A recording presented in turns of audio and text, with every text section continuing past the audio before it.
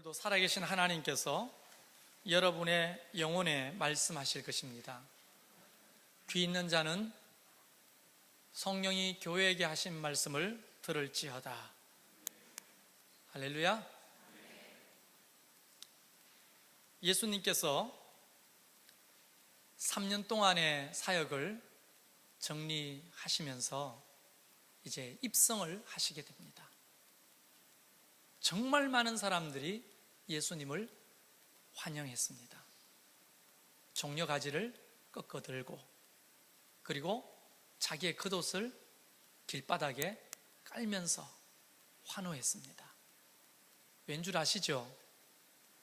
그들은 예수님이 이제 입성하셔서 유대인의 왕이 되실 거라고 그렇게 상상하고 꿈을 꾸고 있었습니다. 이제 됐구나. 이제 주님이 왕이 되시면 그 지긋지긋한 로마의 압제에서 우리가 해방이다. 그리고 우리는 태평성대를 누리게 될 것이다. 이런 꿈을 꾸고 사람들이 예수님을 왕으로 맞이합니다. 측근에서 따랐던 제자들은 두말할 것도 없죠. 그들의 생각은 온통 이런 거죠.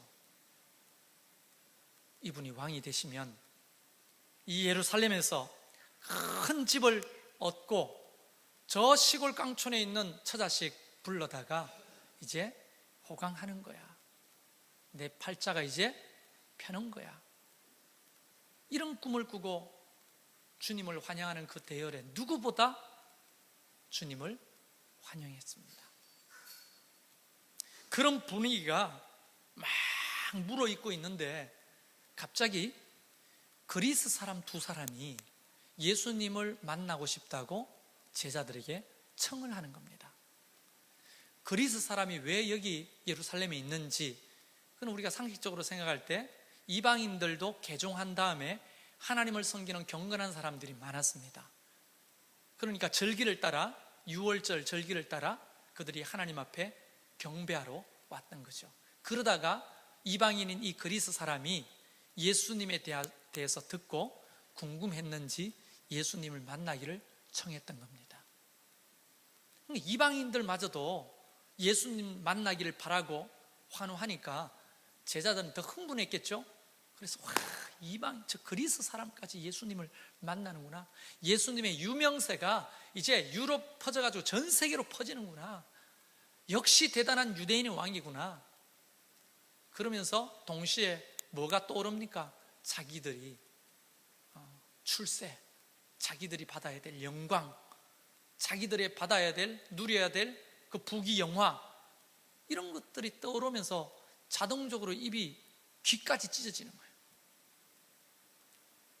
그러면서 흥분해가지고 예수님에게 찾아가서, 예수님, 그리스 사람들이 지금 예수님을 만나려고 합니다 하면서 그 웃음을 피할 길이 없는 거죠.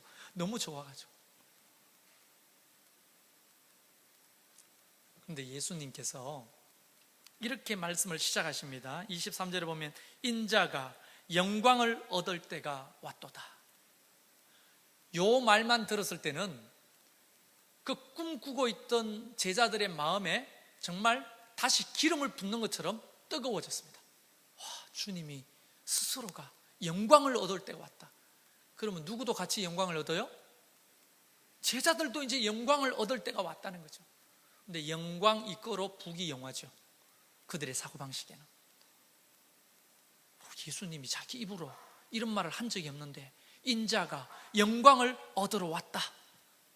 제자들은 속으로 됐구나, 이제 됐구나, 이제 그날이 시작되는구나 막 이러고 있는데, 그 다음부터 하시는 말씀이 한마디로 말하면 찬물을 쫙 끼얹는 말씀이 시작됩니다.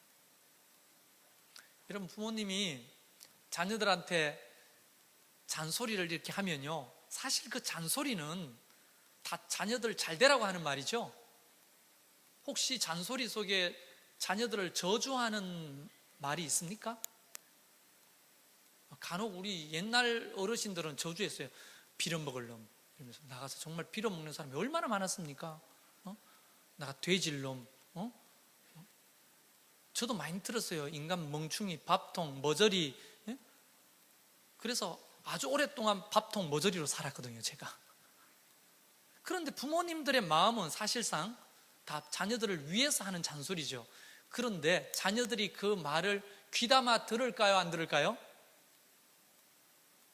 아니, 여러분 자녀 생각하지 말고 여러분을 생각해 보세요. 자꾸 왜 우리 자녀들을 생각합니까? 우리 부모님, 아버지가 이야기할 때 우리는 그 소리를 지당한 말씀입니다. 제가 정신을 차리겠습니다. 그 말씀대로 살겠습니다. 부모님 말씀 순종하겠습니다. 이랬어요? 아니면 나도 모르게 한 귀로 듣고 한 귀로 흘리고 또 내지는 근성으로 듣고 이랬어요? 네, 근성으로 들었죠. 그러니까 여러분의 자녀도 그러는 거예요. 똑같은 겁니다. 그 좋은 말을 귀담아 안 들어요, 사실. 예수님이 시작되는 이 말씀을 제자들이 귀담아 들었다고 저는 생각할 수 있는 어떤 내용도 성경에서 찾아볼 수가 없어요. 주님께서 시작하시는 24절부터 26절까지 이 말씀을 제자들이 근성으로 듣기 시작합니다. 그게 어쩌면 방어 기제겠죠. 왜냐하면 우리가 꿈꾸는 것하고는 다른 얘기를 하시니까, 우리가 기대하고 바라는 것과는 다른 얘기를 하시니까 한 귀로 듣고 한 귀로 흘리거나 또 내지는 마음으로 자꾸 거부하는 거죠. 그래서 어쩌면, 제 추측인데 어쩌면 이 이야기를 하실 때 제자들은 마음으로 이렇게 생각했을 수도 있습니다. 정말 주님만 아니면 정말 확 취업하고 죽고 싶다고. 어떻게 분위기 파악을 이렇게 못하시냐고. 지금 이런 분위기에서 어떻게 저런 얘기를 하시냐고. 아마 이런 생각들을 했을 수도 있습니다. 내용인 즉슨 이겁니다. 영광을 얻을 때가 왔다, 이 말을 하셨을 때 제자들은 이렇게 해석해 들었습니다. 내가 왕이 될 때가 왔고 너희들이 부귀 영화를 누릴 때가 왔다. 이때까지만 해도 좋았죠. 그런데 갑자기 주님이 내가 진실로 진실로 너에게 이른다. 여러분, 진실로 진실로 이 이야기가 반복해서 붙을 때는요, 굉장히 중요한 말씀을 하실 때라는 것을 기억하시면 됩니다. 그러면서 하늘에 미리 땅에 떨어져 죽지 아니하면 한 알 그대로 있고 죽으면 많은 열매를 맺느니라. 이런 말이 귀에 안 들리겠죠. 지금 축제의 자리인데. 다시 말하면 내가 죽으러 왔다, 이 말씀을 하시는 거예요. 왕이 되려고 온 것이 아니고 내가 죽으러 왔다, 이렇게 말씀하시는 거예요. 이 역설 속에 담겨있는 진리를 제자들이 알았다면 더 환호했겠지만 이 역설이 진리로 귀에 안 들어오는 겁니다. 그리고 이어서 계속 이렇게 말합니다. 자기 생명을 사랑하는 자는 잃어버릴 것이요 이 세상에서 자기의 생명을 미워하는 자는 영생하도록 보존하리라. 지금 무슨 말씀을 하시는 거야, 주님이? 왕이 되셔야지, 권력을 거머쥐셔야지, 우리를 해방시켜 주셔야지, 우리를 높은 자리에 앉혀 주셔야지. 그런데 뭐라고? 생명을 사랑하는 자는 잃어버릴 것이고 자기 생명을 미워하는 자는 영생을 얻겠다고? 도대체 무슨 개 풀 뜯어먹는 소리를 하시는 거야? 아마 이렇게 생각했을 거예요. 왜냐하면 자기가 꿈꾸고 있는 삶하고는 너무 거리가 먼 말씀을 지금 하니까. 그리고 또 이렇게 이야기가 진행됩니다. 사람이 나를 섬기려면 나를 따르라. 나 있는 곳에 나를 섬기는 자도 거기 있으리니 사람이 나를 섬기면 내 아버지께서 그를 기휘 여기시리라. 이 말을 바꿔 말하면 이런 거죠. 내가 가려고 하는 길 너희도 따라라.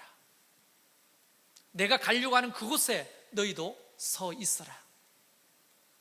그러면 하나님께서 너희를 귀하게 여기시리라. 뒤에는 안 나오지만 제가 제자라면 이렇게 물었을 겁니다. 좋습니다, 주님. 주님이 가려고 하는 길이 도대체 뭡니까? 주님이 있으려고 했던 그 자리는 어떤 자리입니까? 속 시원하게 이야기를 좀 해보십시오. 그러면 유대인의 왕이 안 되겠다는 말씀입니까? 우리에게 떨어지는 콩고물이 없다는 말입니까? 이제 이런 질문이 이까지 나오는 거죠. 다시 말하면 동상이몽이죠. 주님이 가려고 했던 길과 제자들이 가고 싶었던 길은 달라도 너무 달랐던 겁니다. 제자들의 생각을 지배했던 가치관과 예수님을 움직이는 그 가치관은 달라도 너무 달랐다는 겁니다. 여러분, 오늘 예수님께서 제자들에게 하시는 내용을 가만히 들어보면 주님이 가장 중요하게 생각하는 예수님의 핵심 가치를 제자들에게 설명하고 있는 거거든요. 여러분, 핵심 가치가 뭔지 아시죠? 핵심 가치란 세월이 지나도 바뀌면 안 되는 겁니다. 나라가 바뀌어도 핵심 가치가 바뀌면 안 되는 겁니다. 민족이 바뀌고 사람이 바뀌어도 이 핵심 가치를 바꾸면 안 되는 겁니다. 이 핵심 가치가 제자들에게 너무 불편했듯이 오늘 저와 여러분에게도 불편하기 짝이 없는 말들입니다. 미랄처럼 썩어 죽으라는 말씀이잖아요. 자기 목숨을 사랑하지 말고 주님처럼 자기 목숨을 드리라는 거잖아요. 주님이 가셨던 그 길을 따르라고 요청하시는 거잖아요. 내가 서 있는 그 가치에 너희도 서 있으라고 하는 준엄한 하나님의 명령이잖아요. 아니, 예수 믿고 복 받고 만사 형통하고 자녀 잘 되고 남편 직장에서 승진하고 우리 병 고침 받고 교회 와서 편안하게 지내고 서로 교제하고 하하호호 웃고 행복하게 살면 안 되나요? 주님은 왜 오늘 우리에게 한 알의 미랄처럼 죽으라고 말씀하시는가? 이 가치를 수많은 그리스도인들이 예수님처럼 가슴에 새겼습니다. 그리고 주님이 가시려고 했던 그 길을 따라 살기 작정했습니다. 그리고 실제로 그들은 그렇게 살기 시작했습니다. 이게 1세기 그리스도인들의 신앙생활입니다. 그러니까 2000년 전의 성도들은 그러면 되고 2000년이 지난 지금은 이 핵심 가치가 우리하고는 하등의 상관도 없다는 말씀입니까? 그거 아니죠. 우리가 예수님을 진짜 믿으려면 예수님의 핵심 가치가 나의 핵심 가치가 돼야 하는 거예요. 주님이 가시는 그 길이 나한테 불편하고 힘들더라도 나도 그 길을 따라 살기로 결정해야만 하는 겁니다. 주님이 서 계시는 그 가치에 나도 서 있을 때 하나님이 우리를 귀하게 여기신다고 오늘 약속하시잖아요. 할렐루야. 여러분, 2000년의 기독교 역사 속에 예수님의 이 핵심 가치를 따르다가 목숨을 잃어버린 순교자가 몇 명 정도 되는지 아십니까? 공식적으로 역사 문헌에 등장하는 사람들만, 비공식으로 따지면 이게 이 숫자보다 배가 될지 10배가 될지 몰라요. 그러나 공식적으로 역사 여러 가지 야사든 문헌이든 다 동원해 끌어보니까 역사학자들이 소개하는 숫자는 약 7천만 명 정도 됩니다. 순교자가. 그런데 지난 19세기까지 순교한 사람이 절반이고 20세기 들어와서 죽은 사람이 절반이에요. 역사학자들의 그 논문을 보면 1900년부터 2000년까지, 그러니까 20세기가 접어들고 순교한 사람이 4,540만 명입니다. 지난 100년 동안 순교한 사람이 4,540만 명. 뭐 때문에 죽었죠? 오직 복음과 믿음을 지키려다가 목숨을 바친 사람들이 4,500만 명이 넘는다는 거예요. 지난 100년 동안. 그거는 지난 100년의 이야기죠. 여러분, 그렇게 생각하십니까? 1950년부터 지금까지 매년 순교하는 사람이 27만 8천 명입니다. 매년. 근래는요, 2014년도, 지난 2013년도에 순교한 사람의 수가 16만 명입니다. 이런 거 혹시 생각해 보시고 신앙생활 해보신 적이 있으신가요? 하늘 아래 똑같이 이 시대를 살지만 누구는 예수님의 핵심 가치를 가슴에 새기고 그것이 믿음이라고 믿고 주님이 가셨던 그 길을 따르는가 하면, 대다수의 많은 사람들은 이 말씀과는 상관없이 그것을 신앙이라고 착각하고 따르는 사람들이 있다는 겁니다. 하나님이 누구를 귀하게 여기시겠습니까? 여러분, 헷갈리지 않도록 한 가지만 말씀드리는데요, 우리 존재 가치는 언제나 하나님 앞에 귀한 겁니다. 여러분이 순교하지 않아도 하나님은 여러분을 존중하셔요. 사랑하십니다. 그 얘기를 하는 게 아니죠.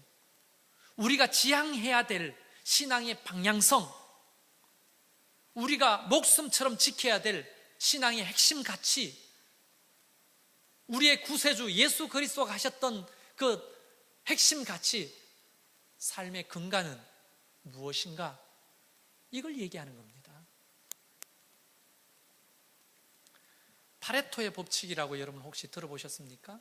이 파레토라는 사람은 이탈리아의 굉장히 유명한 경제학자입니다. 이 사람이 20대 80 법칙이라고 하는 것을 처음으로 발표를 했습니다. 쉽게 이야기해서 이런 겁니다. 여러분에게 날라오는 우편물 10통 중에 여러분을 만족시키는 우편물은 2통밖에 안 되는 거예요. 8편은 아무 쓸데기도 없는, 그저 뜯어보지도 않고 쓰레기통에 집어넣을 우편물이 80%라는 거예요. 그래서 20%의 우편물이 80%의 만족을 주는 겁니다. 이게 파레토의 법칙이에요. 좀 더 설명해 볼까요? 이런 겁니다. 회사의 매출의 80%는 20%의 고객으로부터 창출되는 것이다. 나머지 80%의 고객은 별로 도움이 안 됩니다. 그 다음에 이런 거죠. 또 재밌는 발표를 했어요. 여러분이 회사를 경영하거나 다니면 한번 생각해 보십시오. 병가를 내잖아요. 병가를 내는 사람이 직원의 20%밖에 안 된대요. 20%가 80%의 병가를 사용한답니다. 지금 여러분 재미없군요.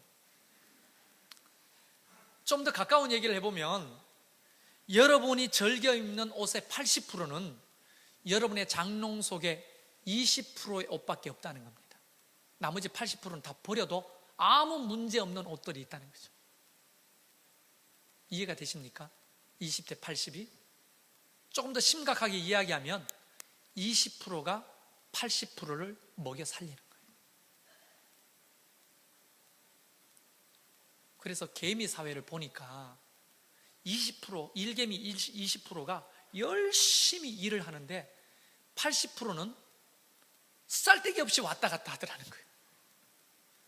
그래가지고 그 80%만 딱 떼놓고 일을 시켜보니까 그 80% 안에서도 20%만 일을 하고 그 중에 80%는 또 의미 없이 왔다 갔다 하더라는 거예요. 이게 20대 80 법칙입니다. 좀 일리가 있는 것 같아요? 조금 더 이야기를 볼게요.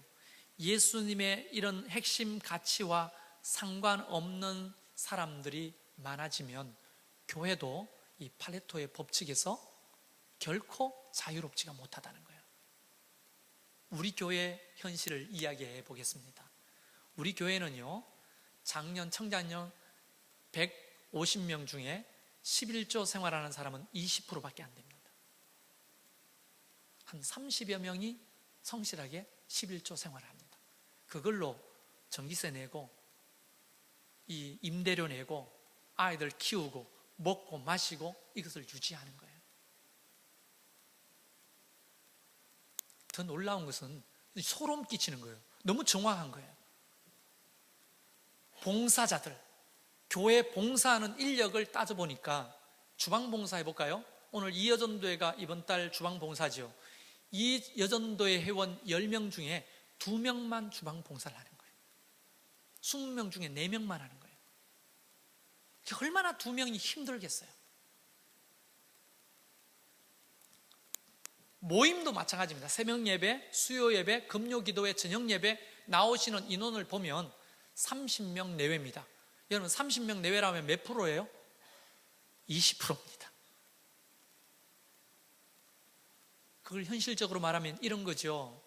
하나님께서 리어카가 있다고 생각합시다. 여기에 하나님 나라의 비전을 그 교회에 담아 두셨어요. 그리고 10사람을 불러서 이것을 밀고 끌고 저 푯대를 향해서 끌고 가라, 이렇게 우리에게 사명을 주셨는데 10명이 처음에는 열심히 끌다가 힘들어서 보니까 8명은 올라타 있고 1명은 끌고 1명은 뒤에서 밀고 있더라는 거예요. 8명은 뭐 한다고요? 리어커 위에 올라타 있는 거예요. 자, 그러면 그 2사람이 지칠까요? 안 지칠까요? 지치죠. 멀리 갈 수 있을까요? 못 가죠. 이 파레토의 20-80 법칙이 왜 교회 안에도 소름 끼치도록 정확하게 등장하느냐 하면 이런 겁니다. 오늘 핵심가치, 예수님의 핵심가치, 미랄처럼 땅에 썩어져 죽는 믿음, 내 목숨을 아끼지 않고 하나님의 나라와 복음을 위해서 드리고자 하는 헌신, 주님을 따르고자 하는 사람들이 20%밖에 안 되는 거예요. 나머지 80%는 누리는 거죠. 그래서 그 교회 2.0 버전은요, 저는 이 파레토의 법칙을 바꾸려고 하는 겁니다. 20대 80 법칙이 아니고 80대 20 법칙. 여러분이 정말 예수님이 가셨던, 예수님이 가지고 있던 이 핵심 가치와 삶의 걸음이 미랄 같은 땅에 떨어져 썩어서 죽으면 정말 많은 열매를 맺는 이런 삶이 가치가 있다고 생각하시면, 정말 내 목숨을 사랑하는 것이 아니라 목숨을 미워하고 하나님을 따르고자 하는 마음이 있다면 그럼 주님을 따르는 자잖아요. 진짜 신앙하는 자잖아요. 그렇다면 여러분은 80%가 적어도 이 삶을 사셔야 하는 겁니다. 한국교회가 사는 길입니다. 왜 한국교회가 요거도 먹습니까? 요즘 인터넷에 보면요, 차마 목사로서 듣기 곤란한 표현이 있더라고요. 목내기 들어보셨습니까? 목사 쓰레기를 목내기라고 부릅니다. 개독교 목내기. 이미 한국 교회는요, 빛과 소금이라면 빛을 잃고 맛을 잃은 지 오래입니다. 그럼에도 불구하고 저는 믿는 것은 20%는, 한국교회 20%는 그래도 빛으로 소금으로 이 한국교회를 지탱하고 있다고 저는 믿거든요. 이 한국교회가 소망이 있으려면 20%가 몇 프로가 돼야 되는 겁니까? 80%가 돼야 되는 거예요. 빛과 소금의 역할을 감당하는 80%.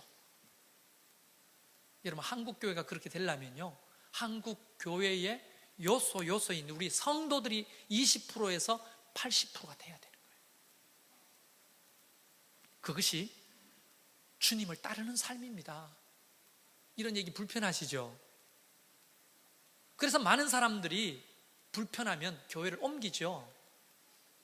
상처받고 힘들고 옮기는 것 외에 이유가 있어서 옮기는 것은 정당하죠. 그러나 이런 불편함 때문에 옮기게 되면요, 그쪽 교회에서는 이 하나님의 핵심 가치가 적용이 안 되나요? 하늘 아래에 있는 모든 교회의 핵심 가치는 바로 요한복음 12장, 바로 이 말씀이 교회의 핵심 가치입니다. 여러분이 어떤 교회를 옮겨가더라도 이 말씀에서 자유롭지 못한 거예요. 그리스도인이라면. 왜? 우리는 주님을 따라야 될 거 아닙니까? 주님이 가셨던 그 길을 함께 걷는 자가 예수 믿는 사람들 아닙니까? 세상을 변화시켜야 될 사명이 우리에게 있지 않습니까? 우리 모두가 다 그저 80% 안에 리어카 위에 올라타고 있는 사람들이라면 우리 교회도, 한국 교회도 소망이 없게 되는 겁니다. 그래서 저는 갈라디아서 6장 2절 말씀을 다시 한번 여러분에게 나누고 싶습니다. 사도 바울을 통해 하나님은 우리에게 이렇게 말씀하십니다. 너희가 짐을 서로 지라. 두 사람만 짐을 지라 이게 아니에요. 서로 짐을 지라. 그리하여 그리스도의 법을 성취하라. 권면입니까? 명령입니까? 명령입니다. 명령으로 되어 있습니다. 아주 강력한 명령으로. 하나님의 법을 성취할 수 있는 것은 서로 짐을 나눠지는 것입니다. 이것은요, 우리 교회 최성열 목사가 주장하는 철학이 아닙니다. 이 하늘 아래에 있는 모든 하나님의 교회는 이 말씀에서 자유로울 수가 없는 거예요. 여러분이 이민을 미국으로 가든 호주를 가서 다녀서 교회 다녀도 이 말씀을 지켜야 하는 것이고, 어느 교회를 가든지 이 말씀에서 우리는 자유로울 수가 없습니다. 그래서 저는 감히 여러분에게 도전합니다. 11조 80% 운동. 물질의 짐을 함께 나누어지는 거예요.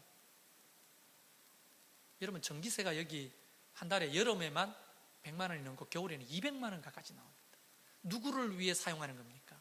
오늘 여기에 있는 모든 사람들, 여러분의 모든 자녀들을 위해서 사용하는 것입니다. 11조 내는 20%를 위해서 사용하는 게 아니에요. 여러분, 헌금과 11조는 다르다는 거 아십니까? 11조는 헌금에 포함되지 않습니다. 성경을 보면요. 그래서 헌금과 11조 생활을 구분해서 이야기하고 있습니다. 오늘 처음 우리 교회 방문하신 분들은 이 말씀에 부담 안 가지셔도 됩니다. 두 번째, 봉사. 20%만 봉사하잖아요. 80%가 봉사하면 얼마나 쉽겠습니까? 8명이 니아까를 끌고 2명이 올라타면 오르막이라도 올라가지 않겠습니까? 얼마나 쉬운 일입니까? 교회 학교 교사들 많이 필요합니다. 유치부에도 선생님이 필요하고, 유아부도 선생님이 필요하고, 중고등부도 선생님이 필요하고, 성가대 더더욱 필요하고, 주방 봉사, 그 다음에 카페 봉사, 그 다음에 청소하는 거 다 필요합니다. 이런 80%가 참여하는 운동, 이게 하나님의 말씀을 실천하는 작은 실천 아니겠습니까? 세 번째, 모든 모임의 80% 참여. 예배에 80%가 참여하는, 기도 모임에 80%가 참여하는, 세일 모임에 80%가 참여하는, 20대 80을 뒤집어 엎는 겁니다. 왜 제가 여러분이 얼마나 바쁘게 사는지, 힘들게 사는지 모르겠어요? 먹고 사는 것도 힘들고 그런 여유가 없다는 거 다 압니다. 그러나 2000년 기독교 역사에 우리보다 더 힘들게 살았죠. 세월이 힘드니까. 그러나 이 가치를 그것 때문에 내려놓지는 않았습니다. 여러분 어떻습니까? 파레토의 법칙, 하나님의 파레토의 법칙이 정말 소름 끼치도록 정확한 교회가 되는 것인지, 아니면 파레토의 법칙이 아니라 예수님의 법칙, 모두가 미랄이 되어서 썩어지려고 하는 그런 신앙을 가지고 사는 것, 그때 이 진접이 정말 살기 좋은 그런 지역이 안 될까요? 80%에 속하는, 미랄에 속하는 수많은 그리스도인들이 있으면요, 얼마나 살기 좋아질까요?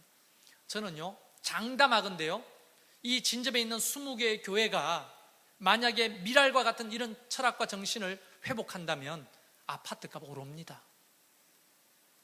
지하철 두르기 때문에 오르는 게 아니고, 여기서 살아가는 것이 너무 행복하잖아요. 너무 풍성하잖아요. 살만한 동네잖아요. 사람들이 너무 좋아요. 우리 주변에 사는 사람들이 너무 인격적이야, 헌신적이야, 서로를 돌봐주는 그런 삶이에요. 사람이에요. 왜 여기에 안 살고 싶겠습니까? 아파트값 오르죠. 오늘 우리는 준엄한 하나님의 핵심 가치 앞에 서 있습니다.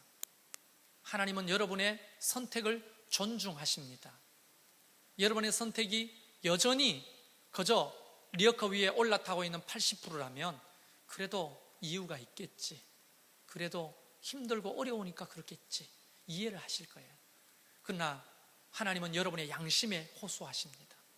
이것도 저것도 아니면서 올라타 있는 사람들에게 말씀하십니다.